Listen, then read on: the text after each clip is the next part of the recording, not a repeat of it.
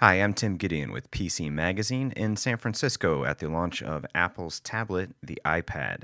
Despite its 9.7-inch screen, the iPad is only a half-inch thick. Its lower panel has a 30-pin connector for syncing with your computer, and to the right, a built-in speaker. Up top, there's an earphone jack and a mic and a power button, and on the right, a volume rocker and mute button. Browsing with iPad's version of Safari is similar to the experience on an iPhone, only since the screen's bigger, the toolbar's pull-down menus don't hide the screen's content. Probably the biggest addition is iBooks, the ebook functionality we all knew was coming. Page turns look really cool, and horizontal view shows 2 pages at once. Behind the virtual bookshelf, there's a store with New York Times bestsellers you can buy in what looks like a very quick manner, although we were not able to demo it yet. Major book publishers have signed on for iBooks, and this could spell some serious trouble for other manufacturers. EA's first-person car racing game Need for Speed turns the iPad not only into a 9.7-inch 3D gaming experience, but into a virtual steering wheel. Gaming developers have a faster processor and a larger touch surface to work with now. Of course, old apps work just fine on the big screen, but apps optimized for iPad, like the New York Times e-zine version of its paper, are on the way. Google Maps' current location feature was a hit. It finds you, allows you to type something into the virtual keyboard like lunch, and then lunch spots pop up nearby you on the map. You can go into Street View, and it looks pretty awesome on the screen.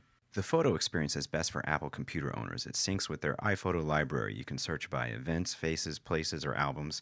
It's really easy to see every photo in a group when you pinch and expand, and of course, high-res images look great on that big screen. Watching video is an engrossing experience. Tapping the screen will bring up controls and switch from full HD mode to zoom in and fill the whole screen if you want. But I recommend looking into one of these cases. The iPad is 1.5 pounds. Holding it for a long time can be a little awkward, and these cases act as kickstands. But more so than the case, the dock with keyboard seem to get the most oohs and ahs in the accessory department. The iPod on the iPad looks a little bit different than it does on the iPhone or the iPod Touch. The interface resembles iTunes on your computer more than it does anything on those devices. The iPad is powered by a custom Apple chip, the A4, and AT&T's 3G network will still be available in $15 or $30 monthly plans. All models have 802.11 Wi-Fi. The 16 gig version is $499, 32 gig version $599, and 64 gig version $699, but tack on $130 to each of those if you want the 3G version, which hits stores in April.